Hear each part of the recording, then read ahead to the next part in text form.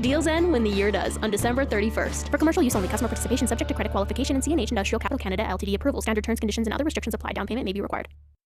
The opinions expressed during this show do not represent those of this station. If you've missed any of this show, you can follow the podcast at energeticcity.ca. Now, an in-depth look at the news and information shaping our community. This is Moose Talks with your host, Doug Craig, on Moose FM. Welcome to Moose Talks. Later, we're going to be joined by Karen Mason-Bennett, the Executive Director of NEAT. We're going to be talking about the pumpkin plunge and what NEAT does just in general. It's going to be a wonderful conversation. To start us off, though, we're joined by Fort St. John City Councillor and the former host of this show in this time slot, Trevor Bolin. How's it going today, Trevor? Great. How are you doing? I'm doing very well. I noticed you changed the name of the show, but you've still got the same disclaimer. Was that brought back just because I'm here today, or did you always keep that? Perhaps. I mean, we've had it in front of every show just in case, Okay, but it was really idea. with you in mind. Awesome. All right. Well, you guys and council recently endorsed the plan for the 100th Street corridor. In fact, I think that was earlier this week. It was Tuesday. Yeah. I mean, this has been an ongoing process for years, as it turns out. I mean, I think even 3 years ago, you were already sort of starting to spitball Even ideas. longer, yeah. Right. What does this mean exactly that you've endorsed the plan? What does that mean? So, I mean, for those people that got involved in the shred or even got involved online with their feedback, they seen that there was a series of plans that were originally rolled out. And you know, we'd hired a large consulting firm that have done projects in Fort St. John and Airdrie and Okotoks and Ontario and a lot of different northern communities and southern communities to be able to come out with a plan that works for Fort St. John, for our summers, for our winters. So these five ideas that came from the original preliminary discussions with people at lots of the different events we were at is where these came out from. From there, at the charrette and at some of the other events, people were able to go, yes, no, here's what we like, here's what we don't like. And you know, and it's funny you mentioned that, because I mean, the biggest thing has been bike lanes, right? And for some reason, it always blows up on Facebook, you know, and on some of the local social media groups that it's all about these bike lanes. And you know, we would always get back on there and say, listen, it's never been about the bike lanes. The bike lanes were an idea that was part of this overall package. So what the consultants did is they took these 5 plans and they took the people's comments from all different events that we were at, and they basically dwindled it down to one set of plans that then encompasses everything. And that is what council endorsed on Tuesday. Okay, and endorsed doesn't mean it's set in stone yet, right? You've just said, we're happy with this. Let's move it on in the process, essentially, right? Well, and that's exactly it, Dub. I mean, there was even a couple things that were brought up down towards 96th Ave on kind of the Shell side. You know, they had doubled the size of the original planned sidewalks, put in some more trees, stuff like that, and eliminated some of the parking. Well, council's concern was, listen, we've got side street parking down there already. Why would we get rid of it? You know, consultant came back and said, listen, the optimization of those parking stalls was at 16%, even during its busiest times. You know, and I get that. And I get that, you know, the businesses along there have their own parking lots, which is why it's such a low utilization rate.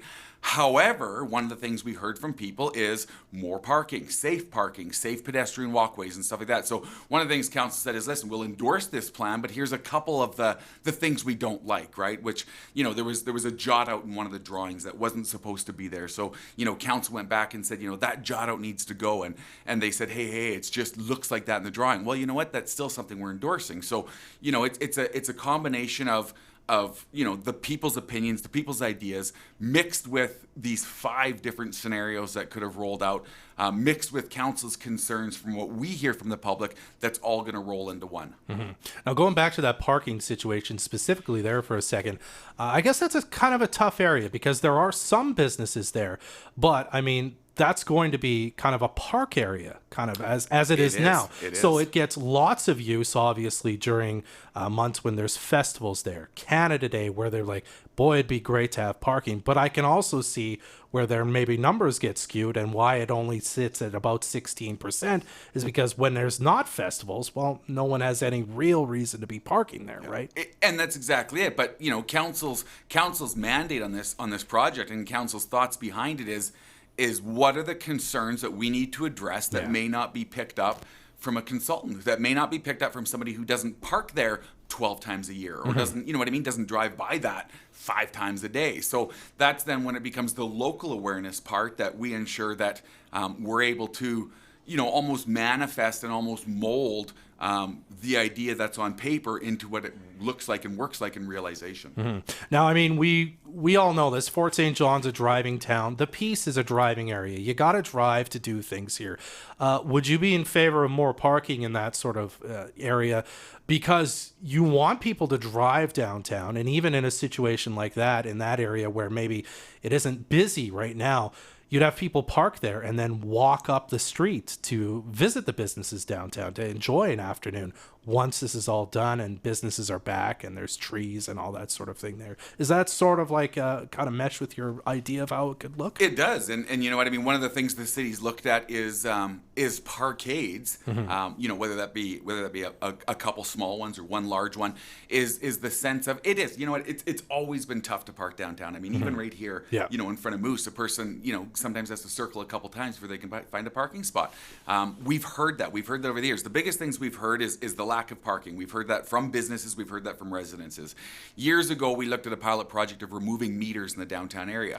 The concern at that point in time was that folks working at businesses then would be parked there for 6 to 8 hours a day, not allowing customers to park there, or people going to the doctor's offices, etc. So safety on sidewalks was another one. So the overarching point of doing the downtown, we have to tear it out anyway, and we've been saying that for the last decade, and we've been saving for that for the last decade. So this isn't a surprise that it comes out that, you know, our infrastructure's failing. Our infrastructure, which is one of the most important aspects to the city, is failing. That needs to be fixed. We've seen sinkholes, we've seen it falling apart.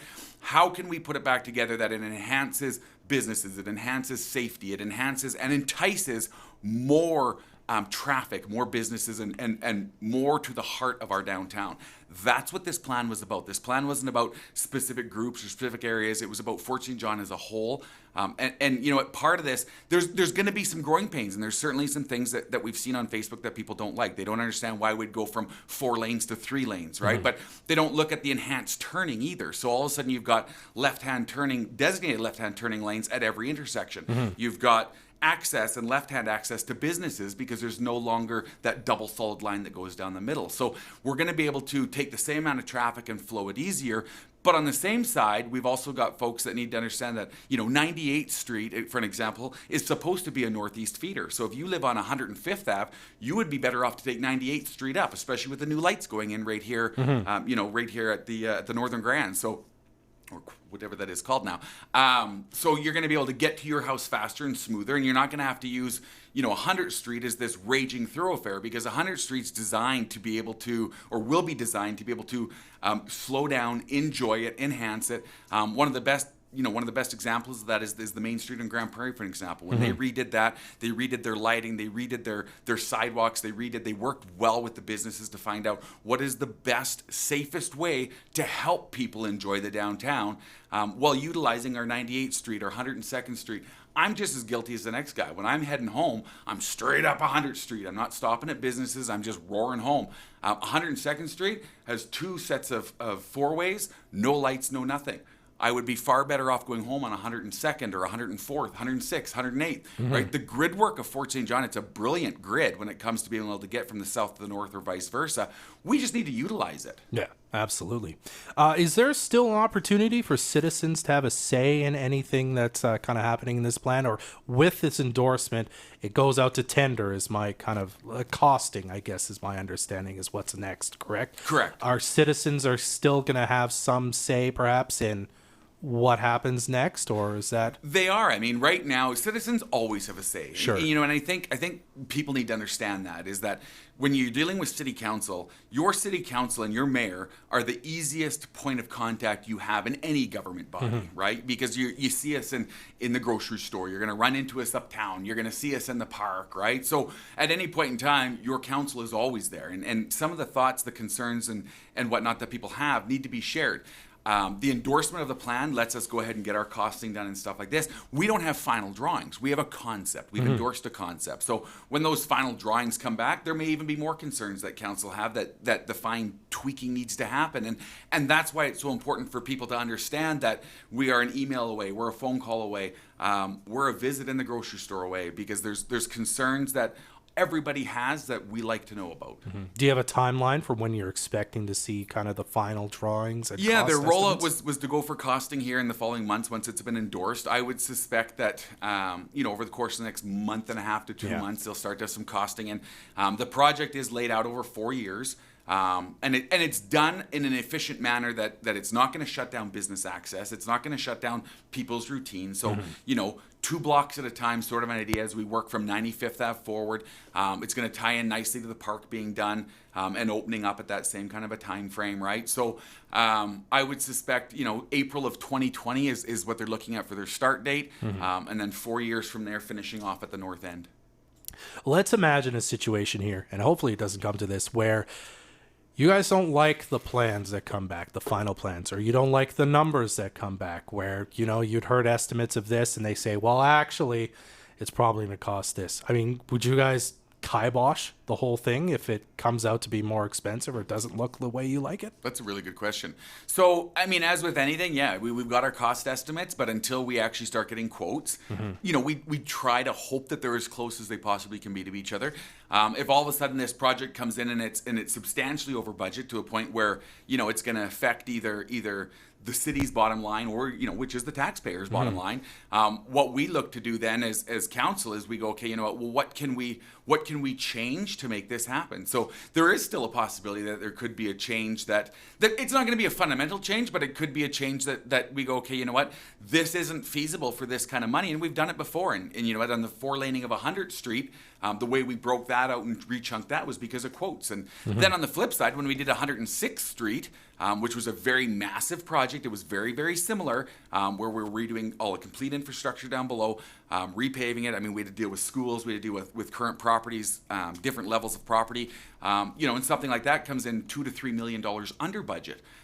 Because we were able to take advantage of savings. So this isn't something that council endorses and boom, it goes away and let's see how it turns out. This is something that council works very closely on and senior staff work even closer on this because they need to make sure that of the 50 moving pieces, at any point in time that we can get them to stay inside that grid and ultimately end up with what we wanted, with what this concept was. And the people that took the time to give their opinions. They took the time to either do it online or hit a charrette. I mean, we had lots of different events. I think we were even at your guys' event talking about this and getting people's feedback is to ensure that this is better for the community. It's going to leave us better off than when we started, not only for infrastructure, but for the actual purposes of the project to revive downtown, right? As we've seen communities doing. I said on Facebook the other day, Prince George has done it twice, Grand Prairie's done it twice, Okotoks has done it, and during those times, the same concerns were felt by the community. Hey, you know what? This is a major change. It's a major shift. I don't like the idea of it. But when you take a look at what the benefits are versus what some of the negativity could be, at the end of the day, it still comes down to an enhanced, safer route for pedestrians, for wheelchairs, for strollers, for the people in our community that rely on the fact that we are all one. Will there be then, after the costing is kind of done, is there still room for will there be bidding on parts of the contract for the work to be done, or is that already kind of, who's going to do what? No, it goes out to an RFP. So once the RFP goes out, it literally opens it up to, 10 different bids, if you will, and I mean, for us, as a citizen, both business and personal, but as far as a city councilor as well, our policy for council and for bidding is, going with the best tendered quote that meets that matrix of the project. So people know that, the bid going forward, if we get 4 or 5 bids, that's what makes it competitive. That's what's going to drive it below what our budgeted numbers are. And that's what's going to be important because the money that we're able to allocate for this project that comes from what we've saved as well as fair share, we're going to be able to stretch that even farther. So it becomes about not having to cut out certain parts of the project because we've been extremely competitive in doing it. Absolutely. All right, we're going to have to leave it there, Councillor. Thanks so much for coming by. Lots to take away from that, but of course, most importantly, there's no bike lanes. There's no bike lanes. We can stop talking about it. We can stop talking about that. And you know what? And, real quick, just before I got here, Money Sense magazine rolled out. Fort St. John, best places to live, number 15 in Canada, number 2 in British Columbia. There you go. So you know what? Even with all this happening, I suspect that these kind of projects is what has got us to number 2 in British Columbia, number 15 in Canada, and the completion of this will get us to that number 1 spot. There you go, right from Councillor Boland's mouth. Hey, thank you so much for stopping by today. Thanks for having me. Great show. All right, we're going to be right back. We'll be talking to Karen Mason-Bennett, the Executive Director of NEAT. That coming up on Moose Talks. Equipment, vehicles, RVs, ATVs. Rhythm Auctions is accepting equipment into their yard Monday to Saturday from October 1st to 22nd for their unreserved consignment auction sale on Saturday, October 26th. List your equipment now to get in on early advertising to ensure a better price. The unreserved consignment auction sale, Saturday, October 26th in Fort St. John on the West Bypass Road. To list your equipment, call 250-261-4198 or visit rhythmauctions.com. Heading to the latest and greatest events around the energetic city, Moose FM is live on location. Hey, it's Bernard from the afternoon show. How's it going? I am on location at Co-op at 10808 91 Avenue. They're having Co-op Week, and of course, both locations here in the energetic city will have the specials. Specials include windshield washer fluid. You need it during the winter. That is because it could be freezing the next day and it could be warm the next day. I know, you don't want to be this guy running out of windshield washer fluids. They're having a sale on that for $2.99. Limit of 4. So make sure you do stock up on it. You don't want to spend, overpaying for windshield washer fluids. Once again, I am live on location at Co-op 10808 91 Avenue. Nobody else has your shot. That's why Ernie's is proud to have a Bauer Stick Studio in store. Their experts will record your shot and analyze it to determine the best stick to maximize your game. Doesn't matter if you're a pro or just getting there. The Bauer Stick Studio will find the proper kick point and flex for you. Get Bauer custom sticks with the help of their Stick Studio at the home of the hockey experts, Ernie's Sports Experts. Now's the time to market your business and let Moose FM and energeticcity.ca help you grow your sales. Plus, right now you can do it without paying for it. You provide a product or service to Moose FM and we provide you with the same value in advertising. Plus, as a bonus, you'll receive even more marketing when we launch halfpricewednesday.ca this November. Let us help introduce you to new customers in Fort St. John and the BCPs. Visit halfpricewednesday.ca or call 250-787-7100 for more information. The BC Winter Games, the biggest multi-sport event in the province, will be happening here in Fort St. John in February of 2020. There will be 1,800 participants in 15 different sports. The Friends of the Games are out gathering support from the community to make these games amazing. If your business or organization wants to get involved, please contact us at friendsofthegames@bcwintergames.ca. Nailed it! Winner, winner, chicken dinner. No room can hold me. What will your sign say? Amazing Escapes Fort St. John is now taking custom bookings for team building, company Christmas parties, and private celebrations. Get your group together, solve the puzzles and clues before your time runs out. If you escape, you could be holding the Like a Boss sign. If not, well, we have signs for that too. To book your escape, check out Amazing Escapes on Facebook or visit us at amazing-escapes.ca. Mom, this new iPad is so much faster than my old one. Oh, is that right? Totally. I told you I needed a new one. Plus, the screen was all cracked. Thanks, Mom. You bought her a new iPad? No, I got the screen fixed at Micro Consulting. She just thinks it's new. Ah, well played, Mom. Up top. With Micro Consulting, you don't need to get a new iPad every time the screen cracks. It's much cheaper to come to Micro and get it fixed properly. Micro Consulting Sales and Service, keeping you connected on 100th Street and on Facebook. Watch this show live on Facebook or download the podcast at energeticcity.ca. Welcome back to Moose Talks. I'm Dub Craig. We want to thank Councillor Boland for stopping by again. We're joined now by Karen Mason-Bennett, the Executive Director of NEAT, the Northern Environmental Action Team. How's it going today, Karen? It's fantastic. You did well with those syllables. I'm glad. I made sure to ask you about it before we went on the air here. So we've got a lot to talk about, but I thought we'd start with what exactly you do and what NEAT does in the community. I've heard the name for a long time. I have a vague idea. Mm-hmm. I know you've got the thrift store. You've got environmental in the title. Absolutely. So, but I'd love to hear exactly what it is you guys do there. We do a lot of different things, actually. So NEAT's been around for 30 years in the piece. It's our 30th anniversary this year. No and kidding. we actually started the first recycling depot in Fort St. John.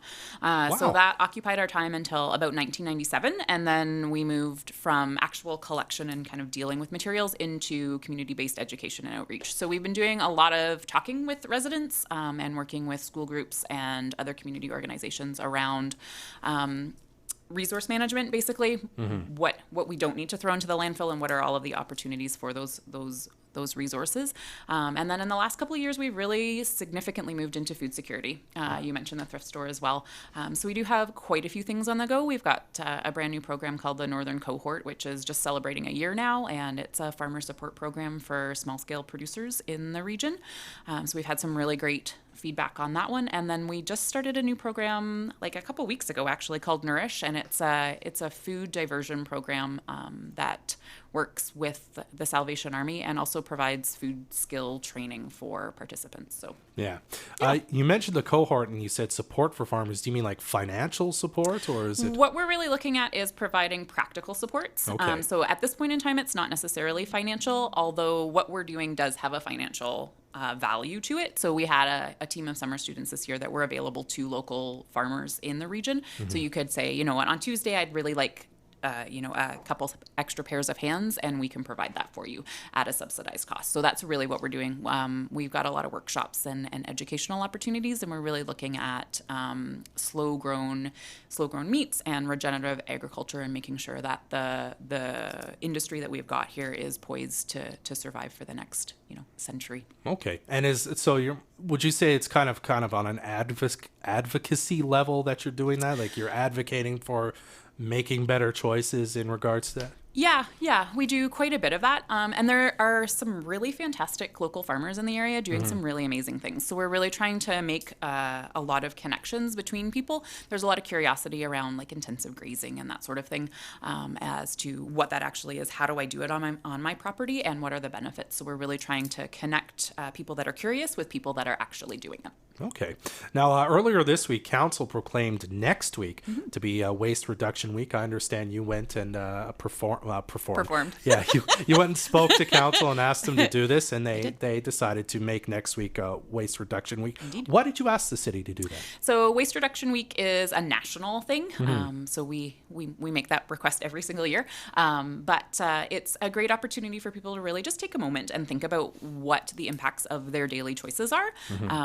We hear a lot about, it's a big company that, creates a lot of waste. And that is true. But certainly we have a lot of power as both consumers and residents to send significant messages to producers and the region, municipalities and government and that sort of thing, as to what we want to see done in our community. So whether that's an organic strategy or whether that's, increased recycling education or opportunities, it gets a little bit complicated because obviously there's economies of scale behind all of these words. It's not like you can just snap your finger and be like, we're going to have a styrofoam recycling firm in the, in Rose Prairie. It's not going to happen, but it's a little bit bigger than that. So we're just, it's a great opportunity to really sit down and think about what we're doing and just kind of take a moment to evaluate our choices. Yeah. Now, you guys always have events going on, but there's one coming up that's pretty popular, the Pumpkin Plunge. The Pumpkin Plunge. I mean, the name itself is fun to say. It sounds awesome. Smashing Pumpkins was taken. Yeah. And also, of course, the yard waste drop-off, which has been going on for some time, kind of by weekends, but the last one and the day of the Pumpkin Plunge are both on November 2nd. Tell us a bit about the Pumpkin Plunge. If you happen to be new to town like me, what are you doing at it? Well, we are literally plunging pumpkins. It's really quite a fun event. We have a very skilled pumpkin plunger. I'm not sure if that's actually a term, at Home Hardware named Bill. So we borrow him for the day, and he will grab everybody's pumpkins as they come in, and they extend the scissor lift as high up as they'll go, and then he hucks them over his shoulder, and they splat in the parking lot. Like, it's really basic, but it's a great time for sure. Okay, and then you guys guys, I assume, clean it up and recycle the waste afterwards? We do. We've got a pig farmer that's pretty excited about this event every year. So it'll go off to support a local pig herd. And as you mentioned, we've got the yard waste collection as well. It is the last one of the year, so it's perfect for the remaining leaves or whatever is just coming out of the garden right now. And then we also have hot soup available. So, okay. So just a fun day overall. It's just a whole bunch of things. What you mentioned leaves. What else can you bring that's considered yard waste that you can then recycle or reuse? Or anything coming out of your garden. We will do branches within reason. Can't fit a whole tree in there, but if it's chopped, you'd be surprised. So if it's chopped down, certainly we can deal with that. Anything that has been growing and you're just kind of deadheading or whatever, all of that can come out. Any prunings, anything like that. Just no kitchen waste, basically. Okay. So anything that's been outside all summer. And then what do you do with it after you collect it? We've got a partnership with the city, and there's actually a compost pile that they've got in the back. It's not open to the public at this point in time, but it just gets added to that pile, and it'll break down over time. Oh, wonderful. And then perhaps become soil at some point or help Absolutely. feed soil. That's wonderful. Okay. Well, if we want more information about NEAT and you want to learn more, where can we find that online? We are at neat.ca. Shocking, I know. And I'm surprised that wasn't already taken, to be honest. I know. We got it. We got in fast. And then we're on Facebook and Instagram as well. Absolutely. Okay, Karen, thank you so much for stopping by to talk to us today. Thanks for having us.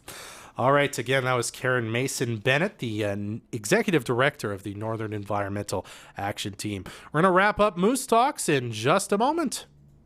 Rascal Flats Forever Summer Playlist Tour, Saturday, October 26th in Canna Events Center. Country music's greatest vocal group, Rascal Flats, with special guests Aaron Goodfin and Stephen Lee Olson. Tickets on sale now, online at tigerboxofficeplus.ca. Another Golden Gold production. Hoof tracks in the mud or snow could only mean one thing. Somewhere in the city, a moose is running loose. Moose FM is live on location. Hi, it's Bernard, live on location at Co-op 10808 91 Avenue. They are having Co-op Week, and of course, both locations here in the energetic city, they're having the promotion.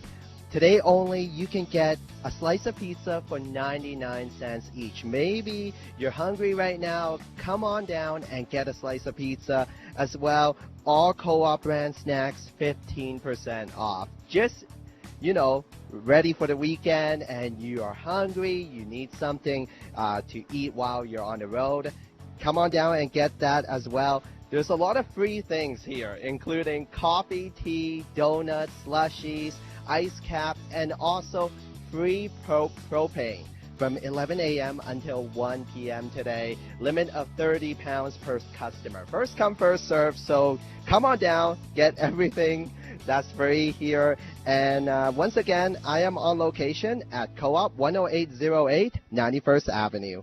Hi, this is Dwight Bazin with Fort City Chrysler. Hurry down for our Better Than Employee price sale on now. Save 8, 12, up to $15,000 on select new 2019 vans, Jeeps, and Rams, only at Fort City Chrysler.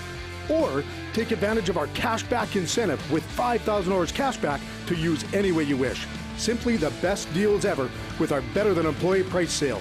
Great deals, great savings. Only at Fort City Chrysler, only in Fort St. John, where customers are our friends.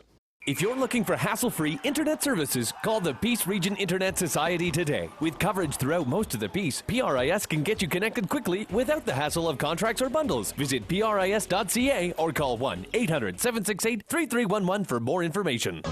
Now, a Sports Boosters update. The Fort St. John Curling Club will be hosting a doubles fun steal on Saturday, October 19th. Fee is $120 per team, which includes a dinner and dance. If you're interested, please register with the Fort St. John Curling Club by October 15th. Call 250-785-2037 or email fsjcurlingclub@telus.net. Dinner and dance tickets for non-curlers are only $30. Games commence at 1 p.m. with dinner to follow at 6 p.m. Come out and enjoy a fun afternoon of curling. Send us your sports info, sports@moosefm.ca, or by fax, 263-9749. Sports Boosters on Moose FM. our community first. This is Moose Talks with Dub Craig on Moose FM. We want to thank Councillor Trevor Bolin and the Executive Director of NEAT, Karen Mason-Bennett, for stopping by to talk to us today. Again, I just wanted to re-say, I guess. It's not really a word. But anyway, we did reach out to the People's Party of Canada candidate, Ron Vaillant, and the NDP candidate, Marcia Lukoch, both running as candidates in our riding. We wanted to get them on the show. We tried. They just never responded to us. So that's why they did not appear on this show. We wanted to give every candidate an opportunity to speak. They chose not to, or we couldn't reach them, whatever happened. So do want to remind you that voting day is Monday if you haven't voted already. If you don't know what ID you need or where your polling station is, visit elections.ca to find out that information and so much more. You just got to put in your postal code and it'll tell you where to vote on Monday. Moose Talks is produced by Tracy Tees with studio production by Serena Deschner. I'm Dub Craig. Keep being awesome. Join us next Friday at 10 a.m. for another episode of Moose Talks, a weekly talk show about Fort St. John and the North Peace. Being at the top. This is Moose Country.